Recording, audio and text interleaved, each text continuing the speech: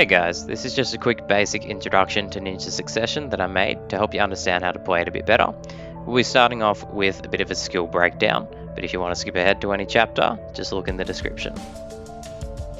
So Succession gives you an additional 5% melee evasion, 5 melee AP, and plus 3% attack speed on top of the normal passives you already have. Ankle Cutter now has a flow if it's absolute, which is great to use as protected movement more than anything else, but it does come with some nice damage. Beheading the Dead now does more damage, has a 9% accuracy modifier, recovers 30 WP per hit, and now has air attack and down attack on it too.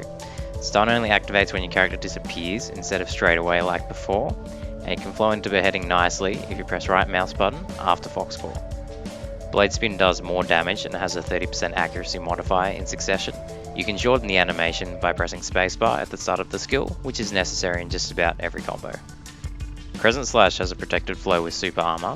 You can animation cancel the starting wind up if you go step into Crescent Slash first. Dark Frenzy is just Zero Chaos Spree, except you can cancel most of the animation. There's a small window where you can't animation cancel after sheathing your sword. If you pay attention to the last clip, you'll see me trying to go step out of it right about here. Evasive Shuriken Malice is Malice on another cooldown, but you can flow out of this using right mouse button, which dashes you forward into alert stance. This is a key skill for movement in Succession. Fatal Blow now has a dash with surprisingly good range and gives you a 12 melee AP buff. Fox Claw has the ability to float on its first hit. Most skills used before Fox Claw will cancel the first hit anyway, but it's nice in combos.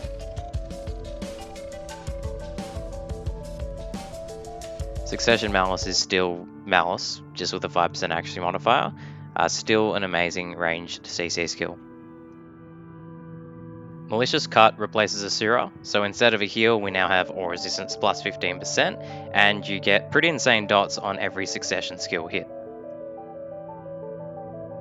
Black Moonlight can now float on its first hit, but can also be animation cancelled to skip the float like Fox Claw.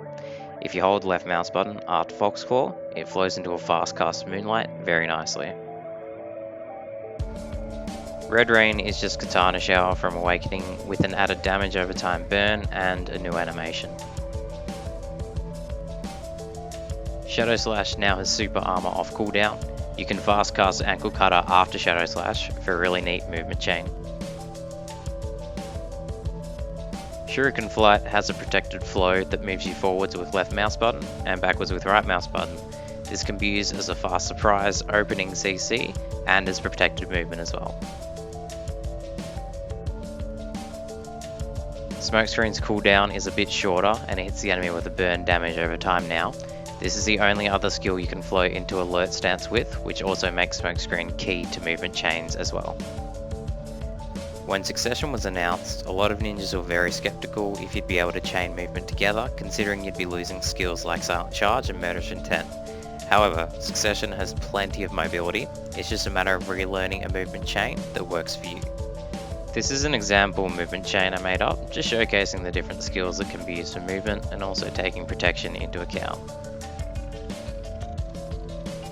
So let's break this down a bit. I start off using the Evasive Malice here, into right mouse button, Shadow Stomp, then we go step into Smokescreen, right mouse button again, Ghost Greeting to Ninja Step, Shadow Slash into Ankle Cutter Flow, and then we use Concealment, Ghost Step again, Shuriken Flight right mouse button, then we Evasive Malice once more, and we Stomp at the end. In reality, it's not actually as complicated as it looks. I just chained together a few little movement chains which you would normally do in battle. Evasive Shuriken Malice into alert stance should be used heaps because of its short cooldown. I'll often Shadow Stomp directly afterwards as well if it's safe. Same thing with Smokescreen. I tend to use Smokescreen after Ghost Step straight into alert stance. A bit earlier on in the video I said that Ankle Cutter Flow I would consider a movement skill more than anything, and you can see why in this movement chain. I'll almost exclusively use it after Shadow Slash to maintain as much super armor uptime as possible. My skill add-ons are mainly focused around damage over time, but the single most important add-on for me here is Fatal Blow having plus 20% crit chance. This makes a world of difference with combos for skills that have no crit modifier like Black Moonlight, Blade Spin, and Crescent Slash. If you're attempting to make an optimal combo, then the bare basics you should have is Shadow Slash for 7% attack speed and Fatal Blow for 12 melee AP with 20% crit add-on. One of the biggest hitters in combos that I've seen so far is Throwing Kick into Foxclaw into Black Moonlight. The reason we'd use Kick in this sequence is because just about any skill used before Foxclaw cancels the float on Foxclaw. You can Shadow Stomp here for a float instead, but you won't have the time to get some air attack damage from Black Moonlight as well if you choose to do so. There are a lot more ways to cancel Shadow Stomp in succession now, but one of the more noticeable cancels is Illusion into Malice into Shadow Stomp. Malice will cancel the animation of Illusion and doubles as an animation cancel for Shadow Stomp as well, resulting in some insane DPS.